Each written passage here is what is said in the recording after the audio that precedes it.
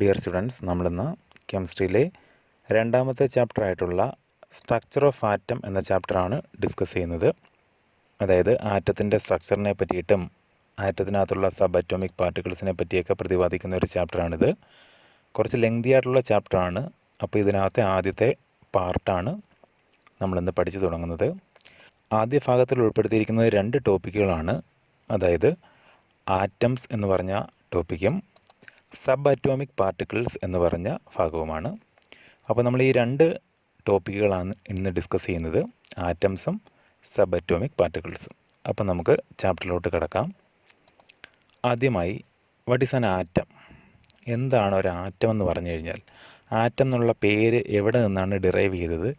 അപ്പോൾ ആറ്റവുമായിട്ട് ബന്ധപ്പെട്ട അടിസ്ഥാനപരമായിട്ടുള്ള കുറച്ച് കാര്യങ്ങളാണ് നമ്മൾ ഡിസ്കസ് ചെയ്യുന്നത്. ശ്രദ്ധിച്ചേ.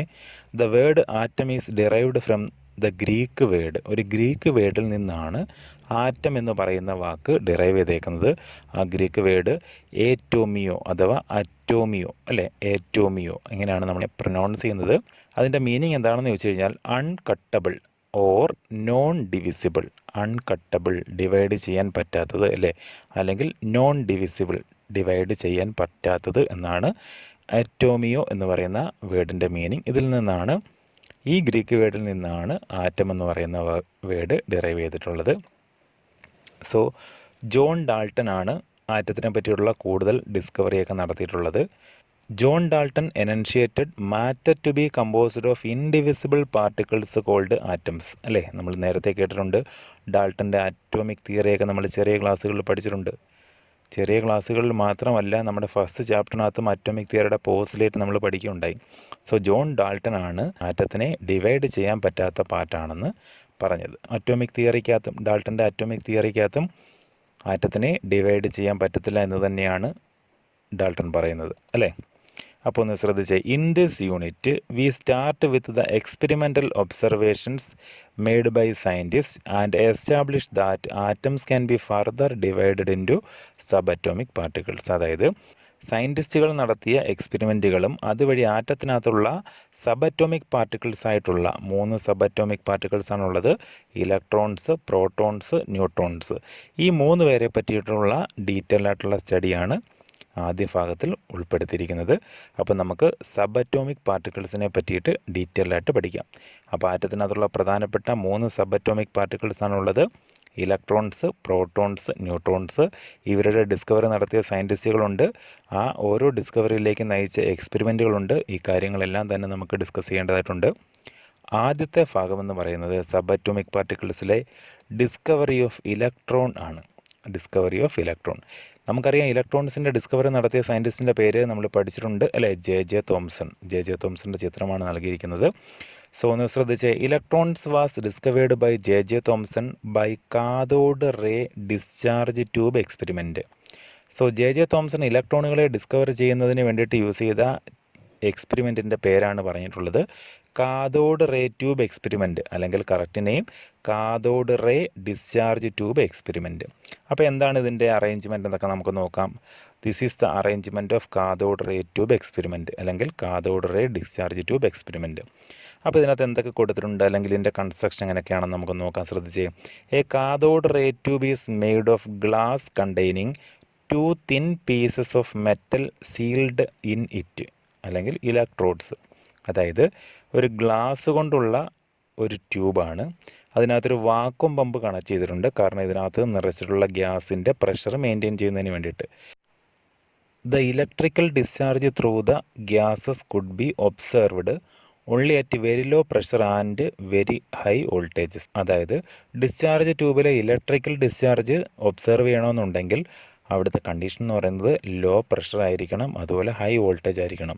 ഇത് ഈ എക്സ്പെരിമെൻറ്റിനകത്ത് നിന്ന് കണ്ടെത്തിയ ഒരു ഇൻഫറൻസ് ആണ്, ഈ വെരി ഹൈ വോൾട്ടേജും ലോ പ്രഷർ എന്ന് പറയുന്നത്. അപ്പോൾ എങ്ങനെയാണ് ഈ എക്സ്പെരിമെൻറ്റ് കണ്ടക്ട് ചെയ്തതെന്നാണ് നമ്മൾ ഇനി നോക്കാൻ പോകുന്നത്. അപ്പോൾ കാഥോഡ് റേ ട്യൂബ് എക്സ്പെരിമെൻറ്റ് അഥവാ ഡിസ്ചാർജ് ട്യൂബ് എക്സ്പെരിമെൻറ്റിന് വേണ്ടിയിട്ട് ഉപയോഗിക്കുന്ന ഡിസ്ചാർജ് ട്യൂബിനകത്ത് അടങ്ങിയിട്ടുള്ള കമ്പോണൻറ്റുകളെല്ലാം മനസ്സിലായല്ലോ. ഒരു ഗ്ലാസ് ട്യൂബാണ് കാഥോഡ് റേ ട്യൂബ് എന്നറിയപ്പെടുന്നത്. അതിലൊരു വാക്വം പമ്പ് കണക്ട് ചെയ്തിട്ടുണ്ട്. വാക്വം പമ്പ് കണക്ട് ചെയ്തേക്കുന്നത് അതിനുള്ളിലുള്ള ഗ്യാസ് മോളിക്യൂൾസിൻ്റെ പ്രഷർ വേരി ചെയ്യിക്കുന്നതിന് വേണ്ടിയിട്ടാണ്. 2 അറ്റത്തായിട്ട് മെറ്റൽ ഇലക്ട്രോഡ്സ് അറേഞ്ച് ചെയ്തിരിക്കുന്നു. ശ്രദ്ധിച്ചേ. ഇനി നമുക്കിതിൻ്റെ കൂടുതലായിട്ടുള്ള എക്സ്പെരിമെൻ്റ് ഡീറ്റെയിൽസിനെ പറ്റി നോക്കാം. When a very high voltage, അതായത് വെരി ഹൈ വോൾട്ടേജ് എന്ന് പറയുന്നത് about 10,000 volt is applied between the two electrodes, no electric discharge occurs at normal pressure. അതായത് നോർമൽ പ്രഷറിൽ ഹൈ വോൾട്ടേജ് അപ്ലൈ ചെയ്ത് കഴിഞ്ഞാലും no electric discharge occurs in the discharge tube. അപ്പോൾ discharge ട്യൂബിനകത്ത് electrical discharge visible അല്ല, അല്ലെങ്കിൽ observe ചെയ്യാൻ പറ്റത്തില്ല. എപ്പോഴാണ്? ഹൈ വോൾട്ടേജ് മാത്രം അപ്ലൈ ചെയ്ത് കഴിഞ്ഞാൽ. പ്രഷർ ചേഞ്ച് വരുത്തുന്നില്ല, നോർമൽ പ്രഷറാണ്. എന്നാൽ when A pressure of the gas inside the tube is 10⁻⁻⁴ millimetre H G, അതായത് ഗ്യാസിൻ്റെ പ്രഷർ എന്ന് പറയുന്നത് 10⁻⁻⁴ millimetre H G and A sufficiently high voltage, നേരത്തെ പറഞ്ഞ 10,000 വോൾട്ട് തന്നെ അപ്ലൈ ചെയ്ത്. അപ്പോൾ നമ്മളിവിടെ ലോ പ്രഷറും ഹൈ ടെമ്പറേച്ചറുമാണ് അപ്ലൈ ചെയ്തേക്കുന്നത്. The glass wall of the tube glows with a faint greenish light, അതായത് ആ ഗ്ലാസ് വാളിൽ നമുക്കൊരു ഫെയിൻറ്റ് ഗ്രീനിഷ് ലൈറ്റ് കാണാൻ പറ്റും. ചിത്രത്തിൽ കാണിച്ചിട്ടുണ്ട്, ഒരു ഗ്രീനിഷ് ഗ്ലോ കാണാൻ പറ്റും. ഈ ആനോഡെന്ന് പറയുന്നത്, അതായത് പോസിറ്റീവുമായിട്ട് കണക്ട് ചെയ്തേക്കുന്ന അല്ലേ, അതായത് ഹൈ വോൾട്ടേജ് ജനറേറ്ററിൻ്റെ പോസിറ്റീവ് പാർട്ടുമായിട്ട് കണക്ട് ചെയ്തേക്കുന്ന ഇലക്ട്രോഡിനടുത്താണ് ഒരു ഗ്രീനിഷ് ഗ്ലോ കാണപ്പെടുന്നത്.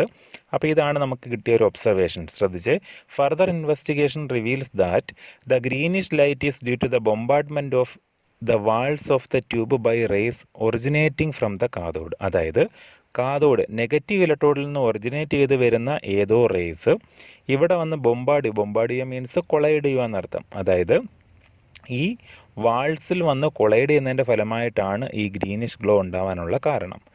Okay, these rays which start from the cathode and move away from it in straight lines are called cathode rays or cathode ray particles. അതായത് കാഥോഡിൽ നിന്നും originate ചെയ്യുന്ന raise എങ്ങോട്ടാണ് move ചെയ്യുന്നത്? ആനോഡിലോട്ട് അല്ലേ. These rays which start from the cathode and move away from it in straight ലൈനായിട്ടാണ് അവർ മൂവ് ചെയ്യുന്നത്. ആർ കോൾഡ്, അവരെ വിളിക്കുന്ന പേരാണ് cathode rays or cathode ray particles. Cathode rays അല്ലെങ്കിൽ കാഥോഡ് റേ പാർട്ടിക്കിൾസ് എന്നാണ് അവരെ അറിയപ്പെടുന്നത്. ശ്രദ്ധിച്ചേ, these rays can be further checked by making a hole in the anode and coating the tube behind anode with phosphorescent material like zinc sulfide. മനസ്സിലാവുന്നുണ്ടോ? നമുക്ക് തന്നിട്ടുള്ള discharge ട്യൂബിനകത്തുള്ള ആനോഡിനകത്ത് നമ്മളൊരു ചെറിയ ഹോൾ ഉണ്ടാക്കുന്നു. ആനോഡിനകത്ത് നമ്മൾ എന്തുണ്ടാക്കുന്നത്? ഒരു ചെറിയ ഹോൾ. അതിനുശേഷം അതിൻ്റെ ബാക്ക് സൈഡ് ഉള്ള ഗ്ലാസ്സിൽ നമ്മളൊരു ഫോസ്ഫോറസൻ്റ് മെറ്റീരിയലായിട്ടുള്ള സിങ്ക് സൾഫൈഡിനെ കോട്ട് ചെയ്യുന്നു. ആരെ കോട്ട് ചെയ്യുന്നത്? സിങ്ക് സൾഫൈഡിനെ. അപ്പോൾ നമുക്ക് എന്താ കിട്ടും നോക്കിക്കേ. When these rays strike the zinc sulphide coating, അതായത് ഈ ഹോളിനകത്തൂടെ സിങ്ക് സൾഫൈഡ് കോട്ടിങ്ങിൽ പതിച്ചു കഴിഞ്ഞാൽ a bright spot on the coating is developed. ആ കോട്ടിങ്ങിനകത്ത് നമുക്കൊരു ബ്രൈറ്റ് സ്പോട്ട് ഡെവലപ്പ് ചെയ്യുന്നതായിട്ട് കാണാൻ പറ്റും. അപ്പോൾ ഇതിൽ നിന്നെല്ലാം നമുക്ക് എന്താ മനസ്സിലാക്കാൻ പറ്റുന്നത്? കാഥോഡ് റേസ് സ്റ്റാർട്ട് ചെയ്യുന്നത് നെഗറ്റീവ് ഇലക്ട്രോഡായിട്ടുള്ള കാഥോഡിൽ നിന്നാണ്. അവർ സ്ട്രെയിറ്റ് ലൈനായിട്ട് ട്രാവൽ ചെയ്യുന്നത് ആനോഡിലോട്ടാണ് അല്ലേ. കാഥോഡിൽ നിന്നും ആനോഡിലോട്ടാണ് അവരുടെ movement in straight line. Okay, അങ്ങനെയെങ്കിൽ കാഥോഡ് റേസിൻ്റെ ബാക്കിയുള്ള പ്രോപ്പർട്ടീസ് അല്ലെങ്കിൽ അവരുടെ പ്രത്യേകതകൾ എന്തൊക്കെയാണെന്ന് നമുക്ക് നോക്കാം. ശ്രദ്ധിച്ചേ, പ്രോപ്പർട്ടീസ് ഓഫ് കാഥോഡ് റേസിൻ്റെ പ്രോപ്പർട്ടീസ് ഓരോന്നായിട്ട് നമുക്ക് നോക്കാം. Number 1, the cathode rays start from cathode and move towards anode. ശരിയല്ലേ, കാഥോഡ് റേസ് കാഥോഡിൽ നിന്നും സ്റ്റാർട്ട് ചെയ്ത് ആനോഡിലേക്ക് മൂവ് ചെയ്യുന്നു. രണ്ടാമത്തത്, they are invisible but their behaviour can be observed with the help of fluorescent or phosphorescent material. ശരിയല്ലേ, അതായത് അവരെ നമുക്ക് നേരിട്ട് കാണാൻ പറ്റത്തില്ല, പക്ഷേ അവരുടെ ബിഹേവിയർ നമുക്ക് ഒബ്സർവ് ചെയ്യാൻ പറ്റും. ഒരു ഫ്ലൂറസെൻ്റോ ഫോസ്ഫോറസെൻ്റോ ആയിട്ടുള്ള മെറ്റീരിയലിനെ ആ ഗ്ലാസ്സിനകത്ത് കോട്ട് ചെയ്താൽ മതിയായിരുന്നു inside the discharge tube. Okay, മൂന്നാമത്തത് പ്രത്യേകത എന്താണെന്ന് നോക്കിക്കേ. In the absence of electrical or magnetic field these rays travel in straight line. അതായത് ഒരു ഇലക്ട്രിക് ഫീൽഡിൻ്റെയോ മാഗ്നറ്റിക് ഫീൽഡിൻ്റെയോ പ്രസൻസ് ഇല്ല എങ്കിൽ അവരെപ്പോഴും എങ്ങനെ ട്രാവൽ ചെയ്യത്തുള്ളൂ? സ്ട്രെയിറ്റ് ലൈനായിട്ട് മാത്രമേ ട്രാവൽ ചെയ്യത്തുള്ളൂ. ഓക്കെ, നാലാമത്തെന്ന് പറയുമ്പോൾ in the presence of electric or magnetic field the cathode rays behave similar to that of negatively charged particle. അതായത് ഒരു മാഗ്നറ്റിക് ഫീൽഡിൻ്റെയോ ഇലക്ട്രിക് ഫീൽഡിൻ്റെയോ പ്രസൻസിൽ കാഥോഡ് റേസ് ബിഹേവ് ചെയ്യുന്നത് നെഗറ്റീവ്ലി ചാർജ്ഡ് പാർട്ടിക്കിൾസിനെ പോലെ ആയിരിക്കും. From this it is clear that the cathode rays consist of negatively charged particles called electrons. മനസ്സിലായോ? അതായത് ഒരു മാഗ്നറ്റിക് ഫീൽഡോ ഇലക്ട്രിക് ഫീൽഡോ ഇല്ല എങ്കിൽ അവർ സ്ട്രെയിറ്റ് ലൈനായിട്ട് ട്രാവൽ ചെയ്യുമെന്ന് നമ്മൾ പറഞ്ഞു അല്ലേ.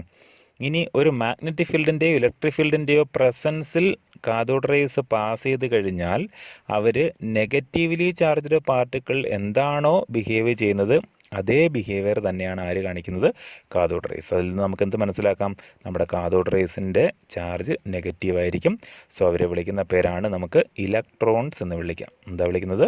ഇലക്ട്രോൺസ്. അഞ്ചാമത്തെ പ്രോപ്പർട്ടി എന്ന് പറയുന്നത് the characteristics of cathode rays do not depend upon the material of electrodes and the nature of the gas present in the cathode ray tube. അതായത് കാഥോഡ് റേസിൻ്റെ ക്യാരക്ടറിസ്റ്റിക്സ് ആരെ ഡിപ്പെൻഡ് ചെയ്യുന്നില്ല? അതിൽ ഫില്ല് ചെയ്തിട്ടുള്ള ഗ്യാസിൻ്റെ നേച്ചറിനെയോ അല്ലെങ്കിൽ ഉപയോഗിച്ചിട്ടുള്ള മെറ്റീരിയലിൻ്റെ, ഇലക്ട്രോഡ് നിർമ്മിക്കാൻ ഉപയോഗിച്ചിട്ടുള്ള മെറ്റീരിയലിൻ്റെ നേച്ചറിനെയോ ഒന്നും തന്നെ ഡിപ്പെൻഡ് ചെയ്യുന്നില്ല. നെഗറ്റീവ് ഇലക്ട്രോഡിൽ ഡെവലപ്പ് ചെയ്യുന്നു, പോസിറ്റീവ് ഇലക്ട്രോഡിലേക്ക് മൂവ് ചെയ്യുന്നു. Number 6, these rays possess kinetic energy and hence can do mechanical work. അല്ലേ? These rays possess kinetic energy, move ചെയ്യുന്ന പാർട്ടിക്കിൾ ആയതുകൊണ്ട് അല്ലേ? And hence can do mechanical work. Number 7 എന്ന് പറയുന്നത് they can produce X rays when incident on metals with high atomic mass. High atomic മാസുള്ള മെറ്റൽസിനകത്ത് incident ചെയ്യുന്നതിൻ്റെ ഫലമായിട്ട് അല്ലേ, ഹൈ അറ്റോമിക് മാസുള്ള മെറ്റൽസിൽ വന്ന് പതിക്കുന്നതിൻ്റെ ഫലമായിട്ട് എക്സ് റേസിനെ പ്രൊഡ്യൂസ് ചെയ്യാൻ കഴിവുള്ളവരാണ് നമ്മുടെ കാഥോഡ് റേസ്. അടുത്തത് charge to mass ratio of electron. ഇലക്ട്രോണിൻ്റെ ചാർജ് ടു മാസ് റേഷ്യോ എക്സ്പെരിമെൻ്റലായിട്ട് എങ്ങനെ കാൽക്കുലേറ്റ് ചെയ്യാമെന്നാണ് നമ്മൾ നോക്കുന്നത്. ശ്രദ്ധിച്ചേ. J Thomson measured the ratio of electrical charge to the mass of electron by using cathode ray tube and applying electrical and magnetic field perpendicular to each other as well as to the path of electrons. അതായത് electrons move ചെയ്യുന്ന പാത്തിൽ electric ഫീൽഡും magnetic ഫീൽഡും പെർപെൻഡിക്കുലറായിട്ട് apply ചെയ്തുകൊണ്ട് J Thomson തന്നെയാണ് cathode ray tube ഉപയോഗിച്ചുകൊണ്ട് E/M ratio, E/M എന്ന് പറയുമ്പോൾ electrical charge divided by mass of electron, അല്ലെങ്കിൽ E/ME അങ്ങനെ എഴുതാം. Mass of electron. അപ്പം E/M റേഷ്യോയുടെ കാൽക്കുലേഷനാണ്. അപ്പോൾ അതിൻ്റെ അപ്പാരറ്റസിൻ്റെ സെറ്റപ്പാണ് താണ്ടി കൊടുത്തിട്ടുള്ളത്. നമ്മുടെ കാഥോഡ് റേ ട്യൂബ് തന്നെയാണ് ഇതാണ്ട് ഈ താഴെ കൊടുത്തിട്ടുള്ളത്. കാഥോഡ് റേ ട്യൂബിൻ്റെ ആനോഡ് പെർഫോറേറ്റഡ് ആണ്, മീൻസ് അതിനകത്തൊരു ഹോൾ ഇട്ടിട്ടുണ്ട്. ദെൻ ബാക്കിയുള്ള അറേഞ്ച്മെൻറ്റ് നിങ്ങൾ ശ്രദ്ധിച്ചാൽ മനസ്സിലാകും. ഈ കാഥോഡ് റേ സ്ട്രെയിറ്റ് ആയിട്ടാണ് മൂവ് ചെയ്യേണ്ടുന്നത് അല്ലേ? പക്ഷേ പെർപെൻഡിക്കുലറായിട്ട് നമ്മളൊരു മാഗ്നറ്റിക് ഫീൽഡും അതൊരു ഇലക്ട്രിക് ഫീൽഡും അപ്ലൈ ചെയ്തിട്ടുണ്ട്. അപ്പം മാഗ്നറ്റിക് ഫീൽഡ് ഇലക്ട്രിക് ഫീൽഡും ഒക്കെ അപ്ലൈ ചെയ്യുന്ന സമയത്ത് ഈ കാഥോഡ് റേയുടെ മൂവ്മെൻറ്റിനകത്ത് എന്തൊക്കെ ചേഞ്ചസ് ആണ് ഉണ്ടാകുന്നത്, അതുവഴി എങ്ങനെ നമുക്ക് charge to mass ratio calculate ചെയ്യാൻ തുടങ്ങിയ കാര്യങ്ങൾ നമുക്ക് നോക്കാം. ശ്രദ്ധിച്ചേ.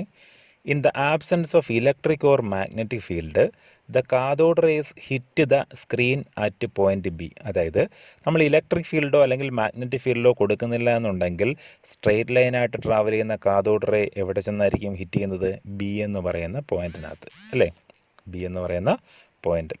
അതായത് ഇലക്ട്രിക് ഫീൽഡോ മാഗ്നറ്റിക് ഫീൽഡോ നമ്മൾ അപ്ലൈ ചെയ്യുന്നില്ല എന്നുണ്ടെങ്കിൽ നമ്മുടെ കാഥോഡ് റേസ് സ്ട്രെയിറ്റ് ആയിട്ട് മൂവ് ചെയ്യുന്നു, ബി എന്ന് പറയുന്ന പോയിന്റിലായിരിക്കും മീറ്റ് ചെയ്യുന്നത്. ഓക്കെ അല്ലേ? ശ്രദ്ധിച്ചേ. രണ്ടാമത്, when only electric field is applied the electrons deviate from their path and hit the cathode ray tube at the point A. എന്ത് മനസ്സിലായി? നമ്മൾ ഇലക്ട്രിക് ഫീൽഡ് മാത്രം അപ്ലൈ ചെയ്യുന്നത്, പോസിറ്റീവ് നെഗറ്റീവ് ഇലക്ട്രിക് ഫീൽഡ് മാത്രം അപ്ലൈ ചെയ്ത് കഴിഞ്ഞാൽ ഇവിടെ വരെ എത്തുന്ന കാഥോഡ് റേസ് ദാണ്ട് ഇവിടെ നിന്ന് ഡീവിയേറ്റ് ചെയ്ത് ഏത് പോയിന്റിലേക്ക് പോകും? എ എന്ന് പറഞ്ഞ പോയിന്റിലേക്ക് പോകും. ഓക്കെ. ഇനി similarly when only magnetic field is applied electron strike the cathode ray tube at the point C. അതായത് ഇനി നമ്മൾ മാഗ്നറ്റിക് ഫീൽഡ് മാത്രമായിട്ട് അപ്ലൈ ചെയ്യുകയാണെന്നുണ്ടെങ്കിൽ എന്ത് ചെയ്യും? ദാ ഇവിടെ നിന്നും ഡീവിയേറ്റ് ചെയ്ത് നമ്മുടെ കാഥോഡ് റേസ് സി എന്ന് പറയുന്ന സ്പോട്ടിലെത്തും. അപ്പം ABC എന്താണെന്ന് മനസ്സിലായോ? ഇലക്ട്രിക് ഫീൽഡോ മാഗ്നറ്റിക് ഫീൽഡോ അപ്ലൈ ചെയ്യാത്തപ്പോൾ ബി എന്ന് പറയുന്ന സ്പോട്ടിലെത്തും. ഇനി ഫസ്റ്റ് നമ്മൾ കൊടുത്തത് ഇലക്ട്രിക് ഫീൽഡ് ആയിരുന്നു അല്ലേ? ഇലക്ട്രിക് ഫീൽഡ് അപ്ലൈ ചെയ്തപ്പോൾ അത് ഡീവിയേറ്റ് ചെയ്ത് എ എന്ന് പറയുന്ന പോയിന്റിലേക്ക് പോയി. മാഗ്നറ്റിക് ഫീൽഡ് മാത്രം കൊടുത്തപ്പോൾ അത് സി എന്ന് പറയുന്ന പോയിന്റിലേക്ക് പോയി. By carefully balancing the electrical and magnetic field strength it is possible to bring back the electron beam to the point B. അതായത് നമ്മൾ ഇനി ഇലക്ട്രിക് ഫീൽഡും മാഗ്നറ്റിക് ഫീൽഡും അഡ്ജസ്റ്റ് ചെയ്യുവാണ്. ഇലക്ട്രിക് ഫീൽഡിൻ്റെയും മാഗ്നറ്റിക് ഫീൽഡിൻ്റെയും സ്ട്രെങ്ത് അഡ്ജസ്റ്റ് ചെയ്തുകൊണ്ട് ഈ ഇലക്ട്രോൺ ബീമിനെ ബി എന്ന് പറയുന്ന പോയിന്റിൽ തന്നെ മീറ്റ് ചെയ്യിക്കുക. മീൻസ് നമ്മൾ ഇലക്ട്രിക് ഫീൽഡും കൊടുക്കുന്നു, മാഗ്നറ്റിക് ഫീൽഡും കൊടുക്കുന്നു. അതിൻ്റെ സ്ട്രെങ്ത് അഡ്ജസ്റ്റ് ചെയ്തുകൊണ്ട് ഈ ഇലക്ട്രോൺ ബീം സ്ട്രെയിറ്റ് ആയിട്ട് ബിയിൽ തന്നെ സ്പോട്ട് ചെയ്യത്തക്ക രീതിയിൽ അതിനെ പാസ് ചെയ്യിക്കുന്നു. ദെൻ അതിൽ നിന്നും from the strength of electric and magnetic field, അപ്പോൾ ഇലക്ട്രിക് ഫീൽഡിന് നമ്മൾ അപ്ലൈ ചെയ്യുന്ന ഒരു സ്ട്രെങ്ത് ഉണ്ടായിരിക്കും, മാഗ്നറ്റിക് ഫീൽഡിന് അപ്ലൈ ചെയ്യുന്ന സ്ട്രെങ്ത് ഉണ്ടായിരിക്കും. അതുപയോഗിച്ചുകൊണ്ട് തോംസൺ ഒരു ഇക്വേഷൻ വഴിയൊക്കെയാണ് കാൽക്കുലേഷൻ നടത്തിയത്. നമുക്ക് എന്തായാലും ആ കാൽക്കുലേഷൻസ് ഒന്നും തന്നെ പഠിക്കാനില്ല, നമുക്ക് ആ വാല്യൂ മാത്രം പഠിച്ചാൽ മതി. Thomson was able to calculate the value of E by M or E by M E. ആ വാല്യൂസ് നന്നായിട്ട് പഠിക്കണം. E by m is equal to 1.758 into 10 raised to 11 coulomb per kilogram. That is the value of E by m. Charge to mass ratio of electron. So, charge to mass ratio of electron is equal to 1.758 into 10 raised to 11 coulomb per kilogram. Okay. അപ്പോൾ ഇതങ്ങ് by heart ഇത് വെക്കേണ്ടതാണ് E by m-ൻ്റെ value. Next, charge on the electron. ഇലക്ട്രോണിൻ്റെ ചാർജിനെ പറ്റിയിട്ടാണ് നമ്മൾ discuss ചെയ്യാൻ പോകുന്നത്. ഇലക്ട്രോണിൻ്റെ ചാർജിനെ പറ്റി ഡിസ്കസ് ചെയ്യാൻ വേണ്ടിയിട്ട് എക്സ്പെരിമെൻ്റ് നടത്തിയ സയൻറ്റിസ്റ്റിൻ്റെ പേരാണ് Millikan. R.A. Millikan. Millikan determined the charge on the electron by the method known as oil drop experiment. അദ്ദേഹത്തിൻ്റെ ഫേമസ് ആയിട്ടുള്ള എക്സ്പെരിമെൻ്റ് ആണ് oil drop experiment. Oil drop എക്സ്പെരിമെൻറ്റിൻ്റെ പശ്ചാത്തലത്തിലാണ് അദ്ദേഹം ചാർജ് ഓൺ ദ ഇലക്ട്രോണിൻ്റെ ചാർജ് എത്രയാണെന്ന് പ്രസ്താവിച്ചത്. അപ്പോൾ ഓയിൽ ഡ്രോപ്പ് എക്സ്പെരിമെൻറ്റിൻ്റെ അറേഞ്ച്മെൻ്റ് ആണ് ഈ കൊടുത്തിട്ടുള്ളത്. കണ്ട് ഇവിടെ ഒരു ഓയിൽ എടുത്തിട്ടുണ്ട്, അതിനെ അറ്റോമൈസർ ഉപയോഗിച്ച് നമ്മൾ ഇതിനകത്തേക്ക് സ്പ്രേ ചെയ്യുന്നു. ഇവിടെ ഒരു എക്സ്റേ സോഴ്സ് ഒക്കെ ഉപയോഗിച്ചിട്ടുണ്ട്. ദെൻ ഒരു മൈക്രോസ്കോപ്പ് ഉപയോഗിച്ചുകൊണ്ട് നമ്മൾ അതിനകത്തുള്ള ഒരു പാർട്ടിക്കിളിൻ്റെ മൂവ്മെൻറ്റ് ഉപയോഗപ്പെടുത്തിക്കൊണ്ടാണ് ചാർജ് കാൽക്കുലേറ്റ് ചെയ്യുന്നത്. സോ ഈ എക്സ്പെരിമെൻറ്റിനെ വിളിക്കുന്ന പേരാണ് oil drop experiment. He found that the charge on the electron to be, ഇതിൻ്റെ കാൽക്കുലേഷൻസ് ഒന്നും തന്നെ നമുക്ക് പഠിക്കേണ്ട, വാല്യൂ പഠിച്ചാൽ മതി. വാല്യൂ എന്ന് പറയുന്നത് 1.6022 into 10 raised to minus 19 coulomb. 1.6022 into 10 raised to minus 19 coulomb. That is the charge of 1 electron. ഒരു ഇലക്ട്രോണിൻ്റെ ചാർജ് എന്ന് പറയുന്നത് 1.6022 into 10 raised to minus 19 coulomb. Next, mass of electron. അടുത്തതെന്ന് പറയുന്നത് ഇലക്ട്രോണിൻ്റെ മാസ് കാൽക്കുലേറ്റ് ചെയ്യുകയാണ്, മാസ് ഓഫ് ഇലക്ട്രോൺ. അപ്പോൾ നമ്മളിപ്പോൾ എന്തൊക്കെ കണ്ടെത്തി? ചാർജ് ടു മാസ് റേഷ്യോയും കണ്ടെത്തി, ചാർജും കണ്ടെത്തി. അപ്പോൾ ആ രണ്ട് വാല്യൂസ് ഉപയോഗിച്ചുകൊണ്ട് ഇ ബൈ എം നമ്മുടെ കയ്യിലുണ്ട്, ഇ എം നമ്മുടെ കയ്യിലുണ്ട്. അത് ഉപയോഗിച്ചുകൊണ്ട് നമ്മൾ മാസ് കാൽക്കുലേറ്റ് ചെയ്യാൻ പോവാണ്. ശ്രദ്ധിച്ചേ, the mass of the electron was determined as follows. നമ്മുടെ ഇക്വേഷനാണ് കൊടുത്തേക്കുന്നത്. ഇ ബൈ എം അല്ലേ, ഇ ബൈ എം ചെയ്ത് കഴിഞ്ഞാൽ നമുക്ക് എന്ത് കിട്ടും? ഇതിനകത്ത് നിന്ന് എമ്മിൻ്റെ വാല്യൂ കിട്ടുമല്ലോ, അല്ലെങ്കിൽ M E means mass of electron. അപ്പോൾ ഇയുടെ വാല്യൂ നമുക്കറിയായിരുന്നു 1.6022 into 10 raised to minus 19 coulomb അല്ലേ. ഇ ബൈ എമ്മിൻ്റെ വാല്യൂ നമ്മൾ നേരത്തെ കാൽക്കുലേറ്റ് ചെയ്ത് 1.758 into 10 raised to 11.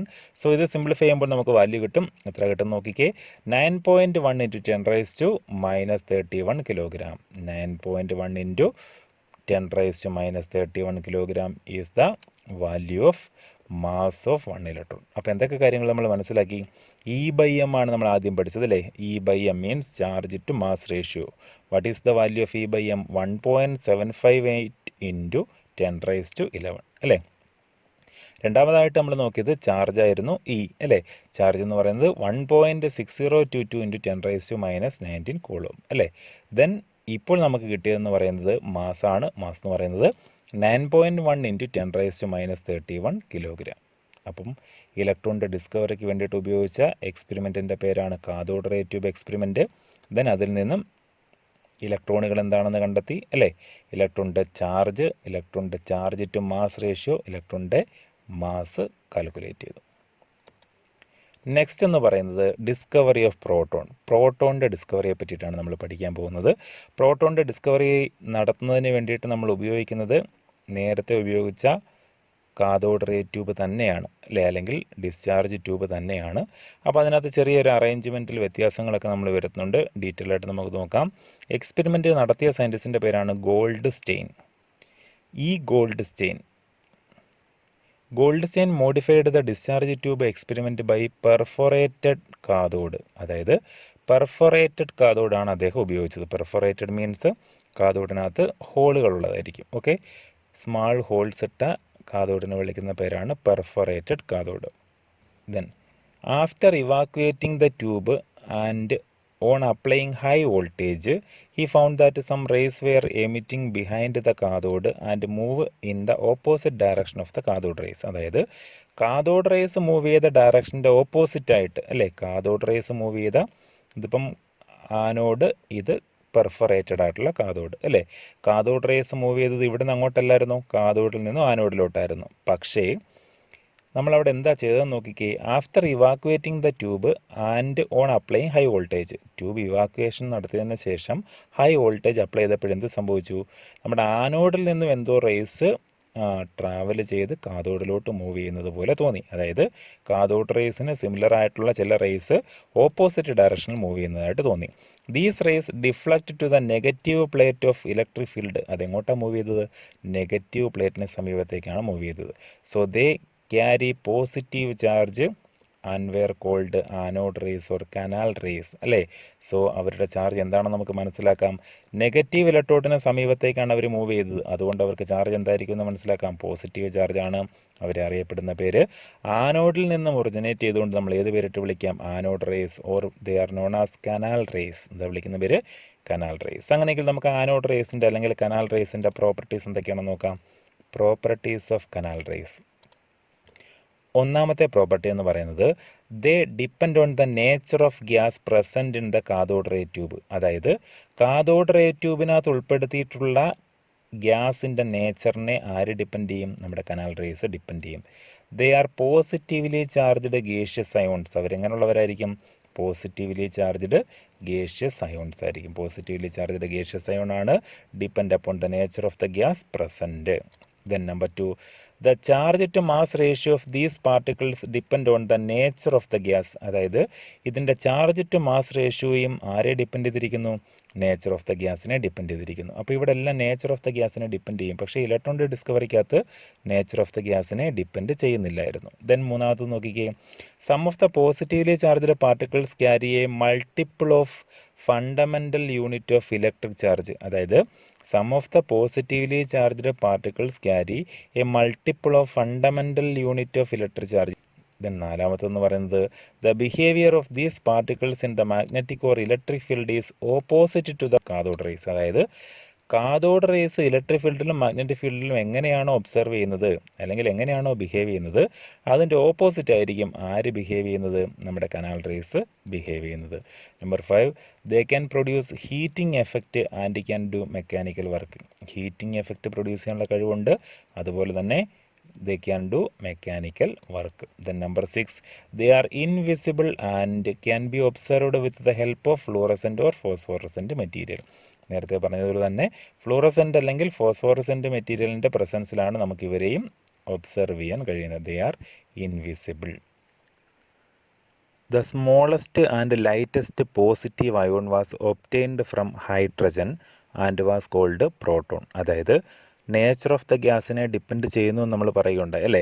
So hydrogen ഗ്യാസിനെ fill ചെയ്യുമ്പോഴാണ് നമുക്ക് സ്മോളസ്റ്റും ലൈറ്റസ്റ്റുമായിട്ടുള്ള പോസിറ്റീവ് ചാർജുള്ള അയോണിനെ പ്രൊഡ്യൂസ് ചെയ്യുന്നത്. അതിനെ നമ്മൾ വിളിക്കുന്ന പേരാണ് പ്രോട്ടോൺ. സോ പ്രോട്ടോൺസിനെ പ്രൊഡ്യൂസ് ചെയ്യുന്ന ആരാണ്, ഹൈഡ്രജൻ ഗ്യാസ് ആണ്. മൂന്നാമതായിട്ട് നമുക്ക് പഠിക്കാനുള്ളത് ഡിസ്കവറി ഓഫ് ന്യൂട്രോൺസ് ആണ്. ഡിസ്കവറി ഓഫ് ന്യൂട്രോൺ നടത്തിയ സയൻറ്റിസ്റ്റിൻ്റെ പേരൊക്കെ നമ്മൾ പഠിച്ചിട്ടുണ്ടല്ലേ, ചാഡ്വിക്ക്, അത് തന്നെ.